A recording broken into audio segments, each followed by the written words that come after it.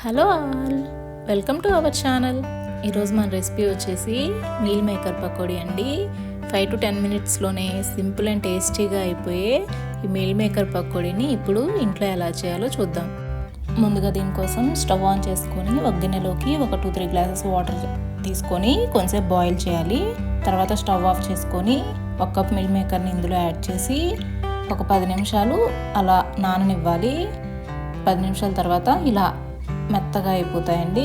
ఇప్పుడు అందులో వాటర్ అంతా రిమూవ్ చేసుకొని వీటిని వేరే బౌల్లోకి తీసుకోవాలి. ఇలా అన్ని మిల్ మేకర్స్ని వేరే బౌల్లోకి తీసుకున్నాక ఇప్పుడు అందులో 1 స్పూన్ సాల్ట్, 1/2 స్పూన్ పసుపు, 1 స్పూన్ కారం,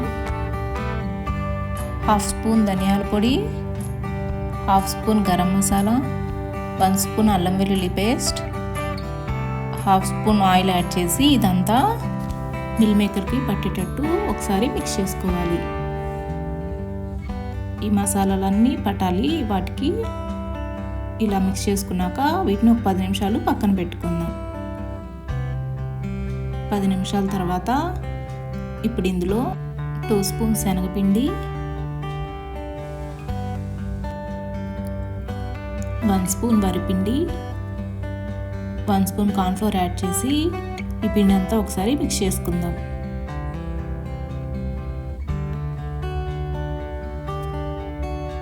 ఇదంతా మిల్ మేకర్కి పట్టేటట్టు ఒకసారి మిక్స్ చేసుకున్నాక ఇప్పుడు ఇందులో కొద్దిగా వాటర్ యాడ్ చేసుకొని ఒకసారి మిక్స్ చేసుకోవాలి. ఈ కన్సిస్టెన్సీలో కలుపుకుంటే సరిపోతుంది. ఇలా కలుపుకుంటేనే మనకు పకోడీ బాగా క్రిస్పీగా వస్తాయి. ఇప్పుడు వేరొక కడాయిలో డీప్ ఫ్రైకి సరిపడా ఆయిల్ యాడ్ చేసుకొని ఆయిల్ కొంచెం హీట్ అయ్యాక అందులో మనం కలిపి పెట్టుకున్న మీల్ మేకర్ని యాడ్ చేయాలి.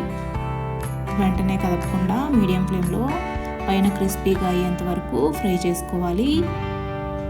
ఇలా గోల్డెన్ బ్రౌన్ కలర్ వచ్చేంత వరకు ఫ్రై చేసుకొని వీటిని వేరే ప్లేట్లోకి తీసుకుందాం. మిగతా వాటిని కూడా ఇలానే ఫ్రై చేసుకోవాలండి. ఇంతే అండి, చాలా సింపుల్గా అయిపోయింది కదా. రెసిపీ నచ్చినట్టయితే లైక్ చేసి సబ్స్క్రైబ్ చేసుకోండి.